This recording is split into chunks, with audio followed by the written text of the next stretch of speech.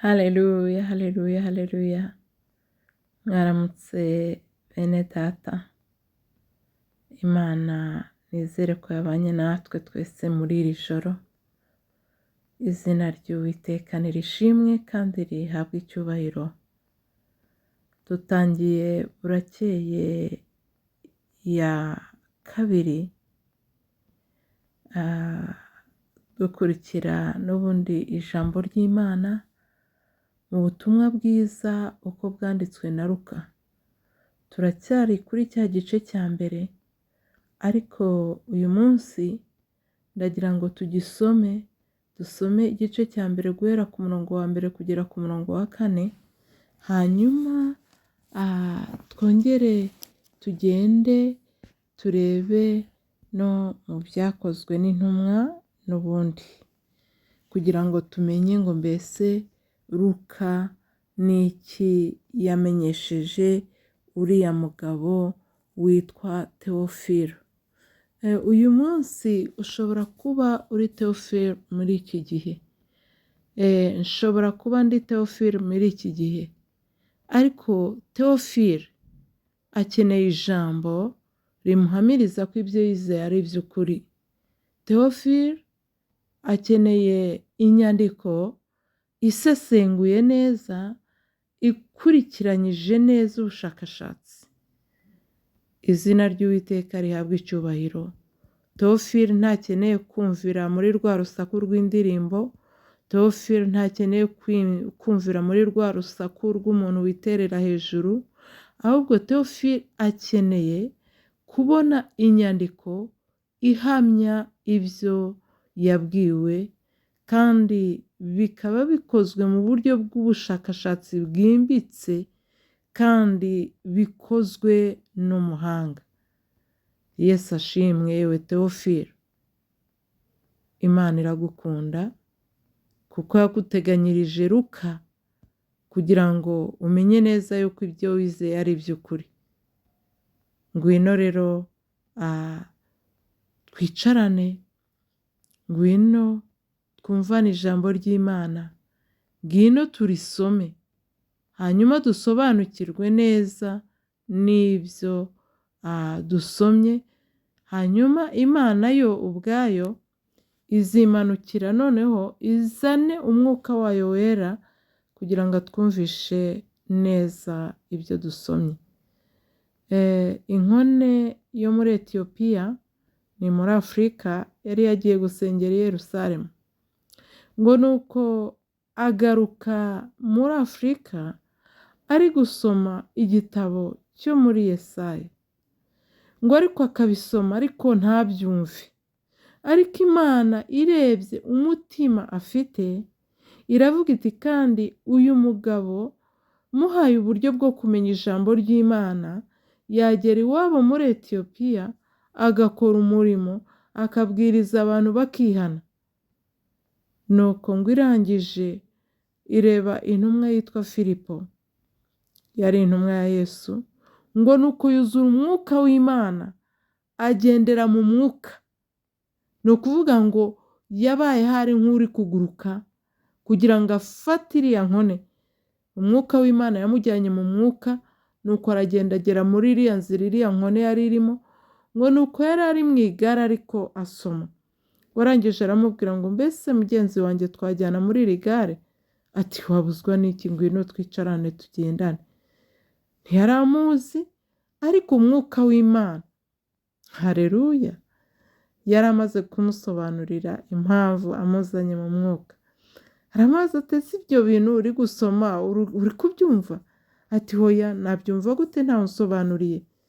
Nuko ngo Filipo atangira kumusobanurira ibyanditswe muri iryo jambo. Ngo noneho arangije, ngo yumva aranyuzwe cyane, ngo agira ibyishimo biramusaba. Yarangije aravuga ati mbese ko amazi ahari nawe ukaba uhari, ubu nabuzwa n'iki kubatizwa? Ngo nuko inkone iva mu igare, hanyuma na Filipo ava mu igare, ngo aragenda aramubatiza. Ngo arangije kumubatiza, kuko yararangije umurimo Imana imuhamagariye, ngo nuko Imana yongera kumutwara mu mwuka, ngo imutandukanya na ya nkone. Haleluya. Inkone ijyana ibyishimo, ijyana inkuru nziza, ijyana gusobanukirwa, kandi wumve ko ari inkone za zindi zabaga ibwami. Ntiyari ategereje kubyara no kugira umuryango, ariko ikintu cyitwa ubugingo yaravuze ati sinabura byose narageze muri iyi si, nkagera n'i Yerusalemu, nkamenya yuko hari Imana igira neza. Nagize ibyago bankorera ibyo bya mfura mbi byo kunkona ngo ntazagira umuryango, ariko reka nzabane n'Imana, Imana imbere data nanjye nyibere umwana. Haleluya. Nuko Imana igira neza gusa, izina ryayo nirishimwe kandi rihabwa icyubahiro. Nongeye kunezerwa ku bw'aya magambo. Imana ishimwe. Reka twisubirire mu byanditswe na Luka rero. Imana yabwa icyubahiro cyane. Ni Pasiteri Marie Thérèse ugarutse rero, ngarutse kuvuga Imana nk'uko bisanzwe. Imana yacu yabwa icyubahiro. Reka tubanze dusenge. Imana yacu, Mana nziza, Imana ikomeye, Imana itunganye, turagushimiye cyane muri iki gitondo cyiza cy'umugisha uduhaye. Tugushimiye yuko wabanye natwe ijoro ryose, tugushimiye yuko waturindishije amaboko yawe akomeye, waturinze hamwe n'abacu. Mwami wanjye Imana, waturindiye umutekano w'umubiri ndetse n'uw'ubugingo. Izina ryawe nirishimwe kandi rihabwa icyubahiro cyane. Rero iki gitondo cyiza cy'umugisha uduhaye, Mwami wanjye Imana, turagira ngo Mwami tuguhimbarize kunesha kwawe, kuko ari wowe waremye ijoro n'amanywa, kugira ngo abantu babashe kuruhuka, be gukora amasaha yose. Rero muri uko kuruhuka wakoze kubana natwe. Niyo mpamvu tugusabye ngo n'umunsi dutangiye, turakwinginze ngo ubwami bwawe bubane natwe. Izina ryawe rihabwe icyubahiro, kandi icyubahiro cyawe kizamurwe cyane. Utwemerere Mwami wanjye Imana, mu izina rya Yesu Kristo w'i Nazareti, amaraso y'umwana wawe yamennye ku bwacu kugira ngo tubabarirwe ibyaha. Reka yongere atweze, adutunganye rwose kandi atuboneze, tubonezwe nayo. Kandi uyu munsi wose uturinde ibyaha, ibyaha byicisha n'ibyaha by'inyongobezabugingo.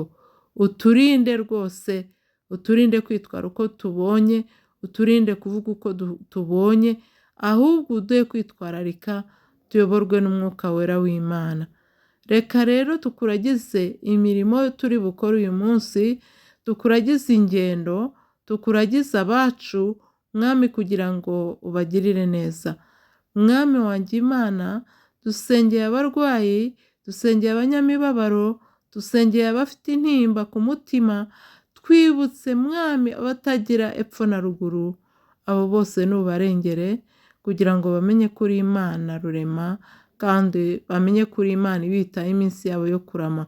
Twemerere uyu munsi wongerwe ku yacu yo kurama, kandi Uwiteka Imana Nyiringabo, ubwo turi bukore ingendo zitandukanye n'imirimo itandukanye, Mwami uhire amaboko yacu n'ibiganza byacu, kugira ngo duhahe turonke. Izina ryawe rikomeze rihabwe icyubahiro. Twemerere ubane natwe umunsi wose. Ku musozo wa byose turaza gushima izina ryawe.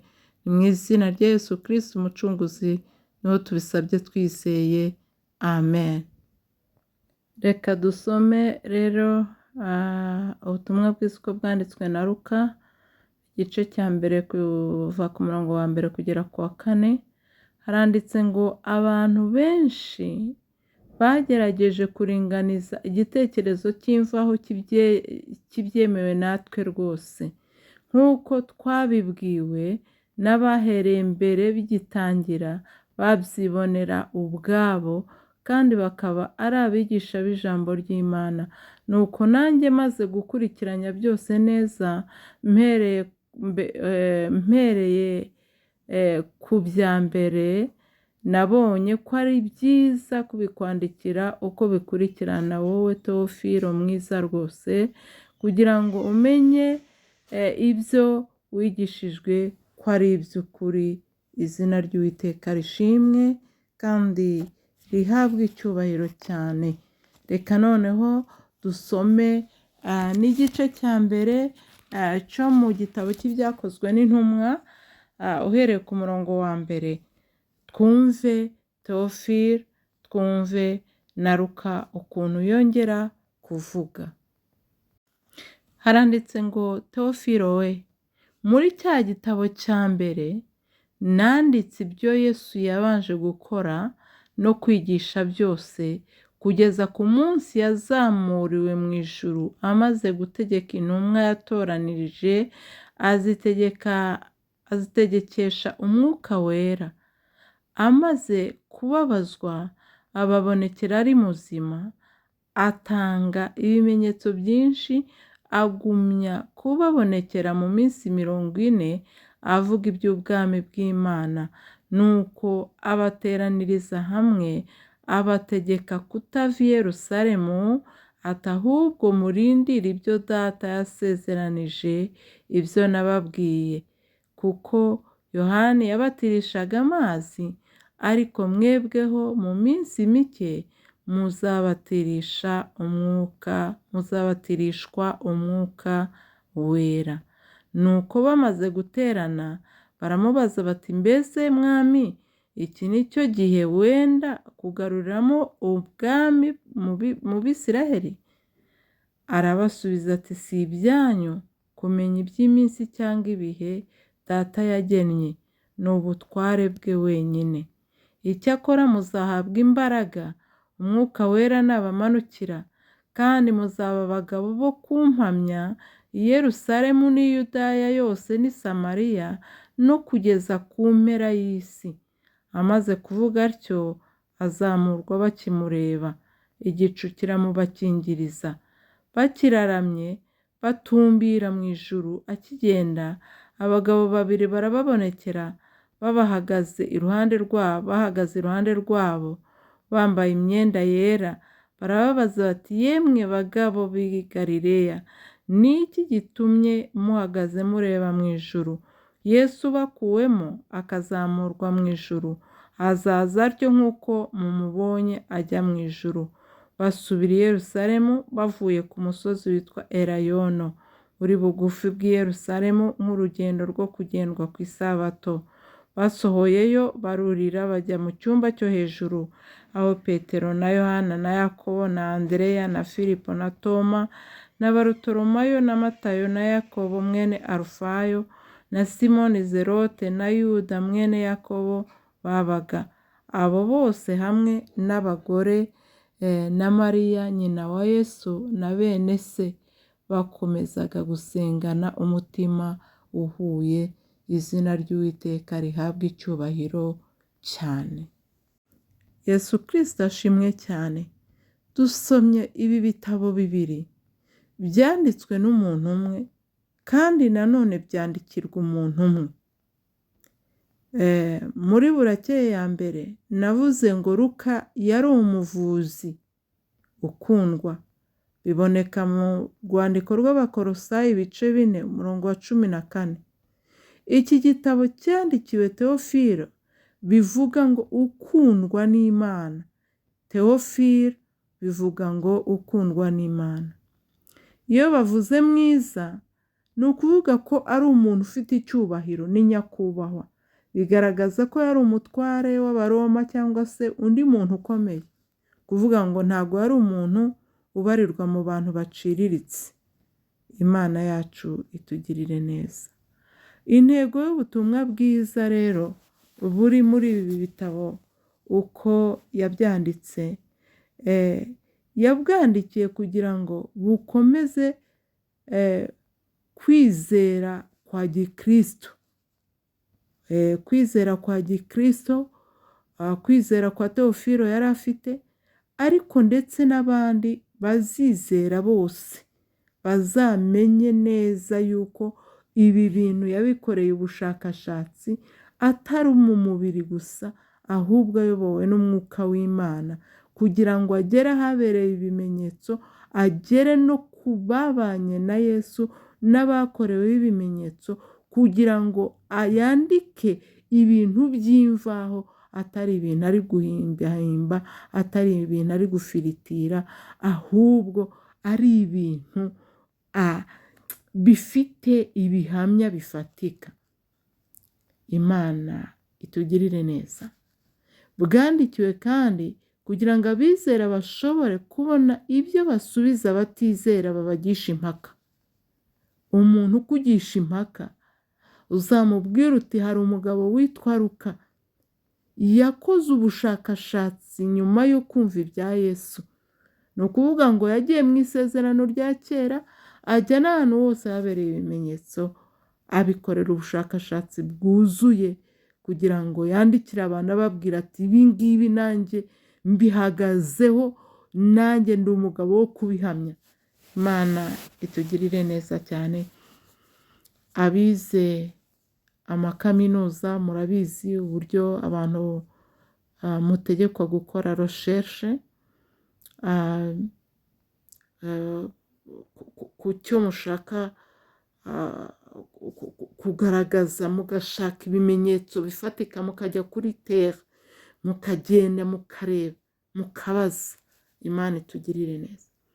Bwandikiwe kandi kugira ngo busimbure inkuru zari zigoretse, ku buryo abantu batazizeye, kuko umuntu yashoboraga kuza avuga ibingibi, undi akaza avuga ibingibi, ariko undi arabyandika, arabikurikiranya. Ubundi umuntu ashobora kukubwira inkuru nonaha, akakubwira ati genda uyibwire runaka, ukagenda ukayimubwira.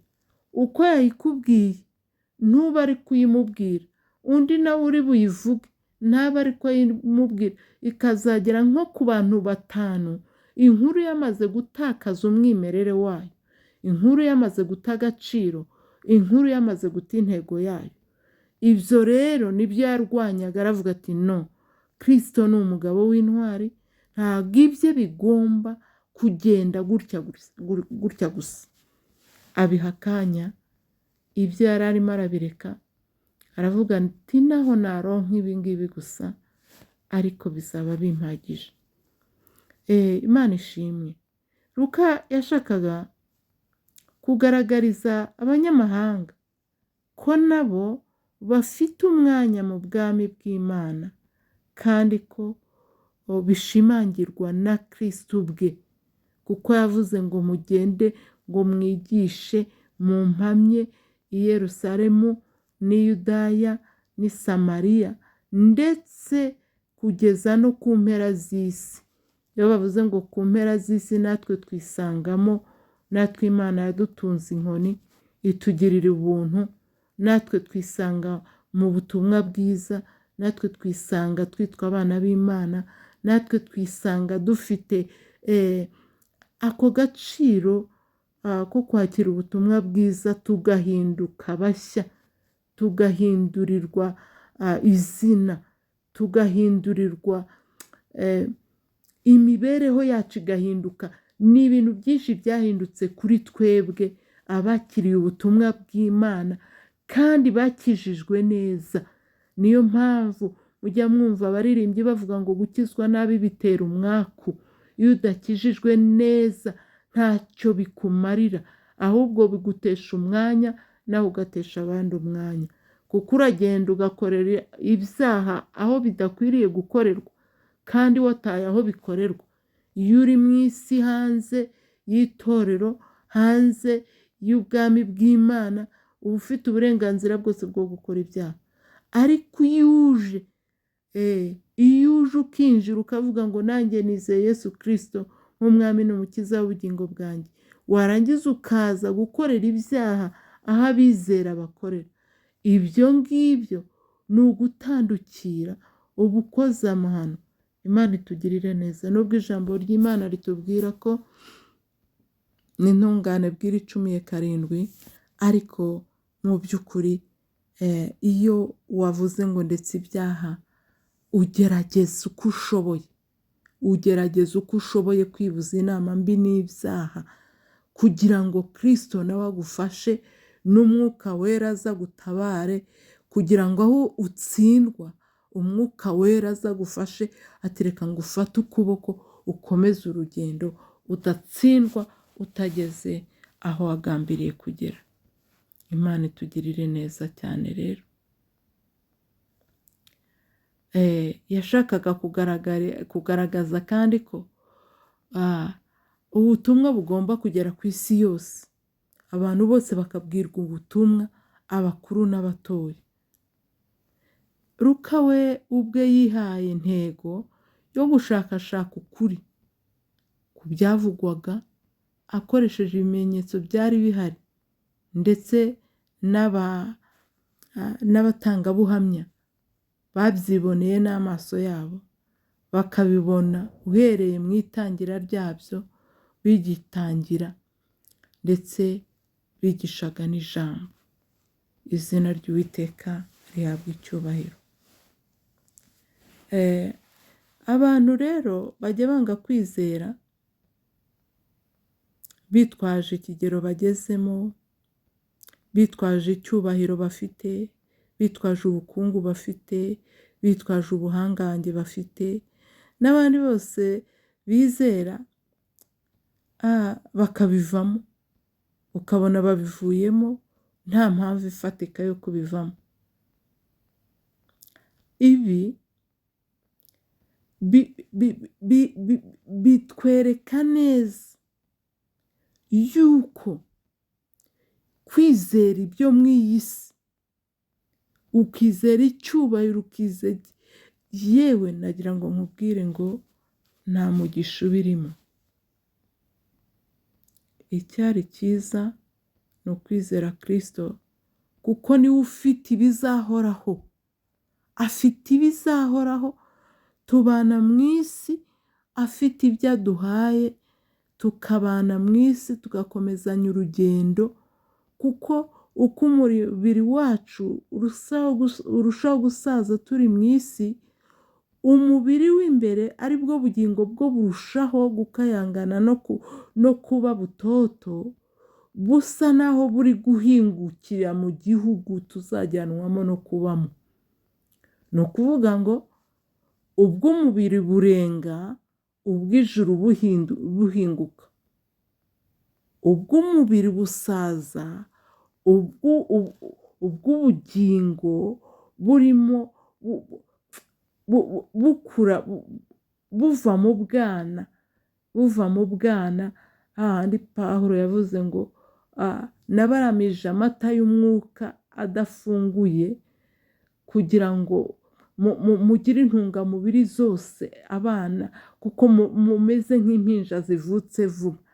Ni ukuvuga ngo twebwe umubiri wacu w'imbere uhera mu buhinja igihe twizeye Kristo, mu buryo bw'ubuhinja, mu buryo bwo kumenya ijambo ry'Imana. Tutangira turi batoya, ariko uko tugenda turyakira, uko tugenda twizera, uko tugenda umwuka wera akorera muri twe dukoresha, tugenda dukura, hanyuma tukazava muri uyu mubiri twamaze kuba abantu basobanutse. None Imana ihabwa icyubahiro cyane.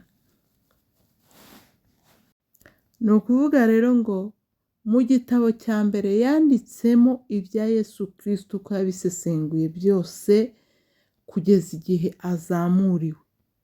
Hanyuma mu gitabo cy'ibyakozwe n'intumwa noneho agendana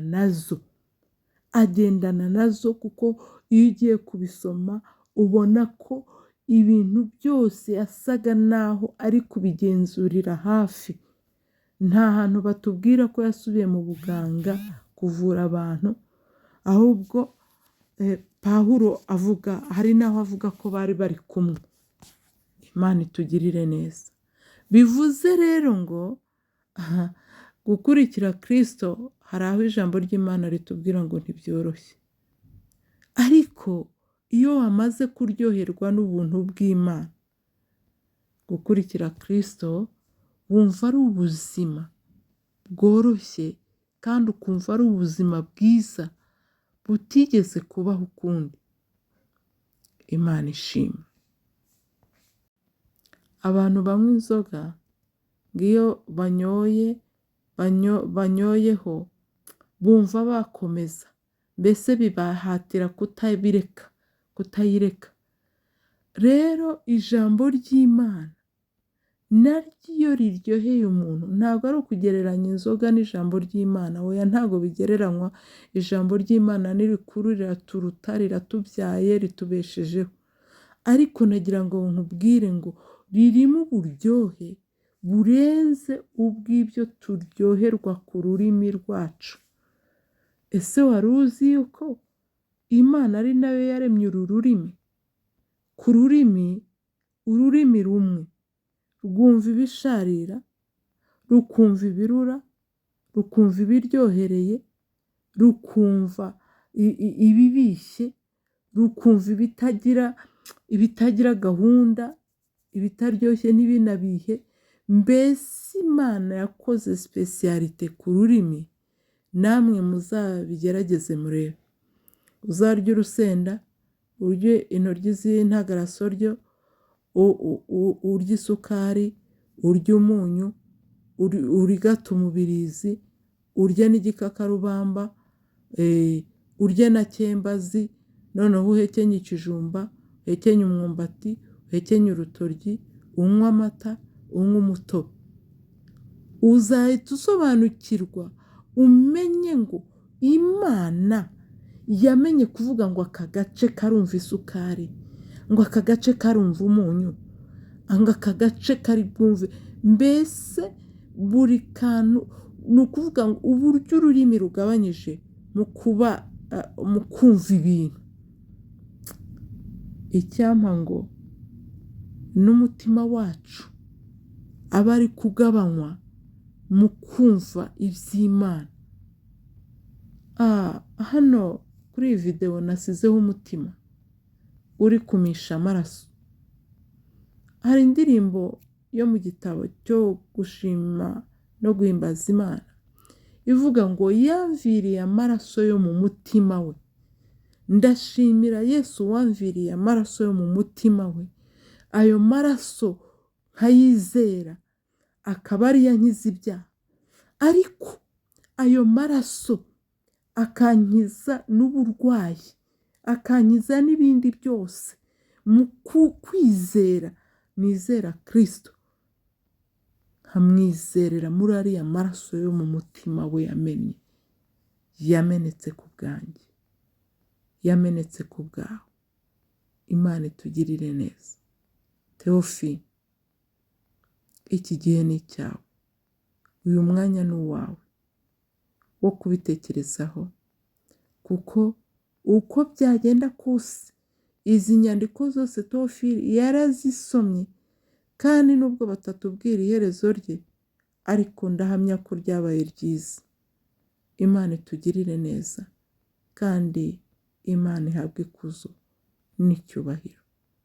Narindi guhamagarira rero ba Theophile, abatoya n'abakuru, kugira ngo muze twizere Imana yacu.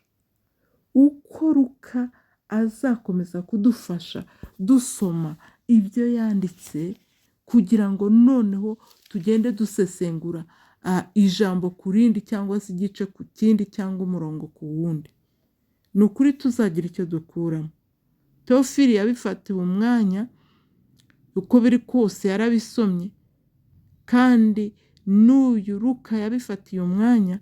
Noneho aravuga ati n'abandi bose bazizera izi nyandiko zizabafashe. Nuko mu buryo bwo kwandika Bibiliya rero baravuga bati ariko iki gitabo cy'uyu muntu witwa Luka ntago cyasigara kitanditse, kuko kirimo ubushakashatsi bwimbitse bugomba kubwira batizera impamvu yo kwizera. Imana itugirire neza. Theophile, kwizera si ubuswa rero, ahubwo kwizera niko kujijuka, niko kumenya ubwenge, kubera ko ibindi byose bizasigara mu isi ariko ubugingo tuzajyana nabwo.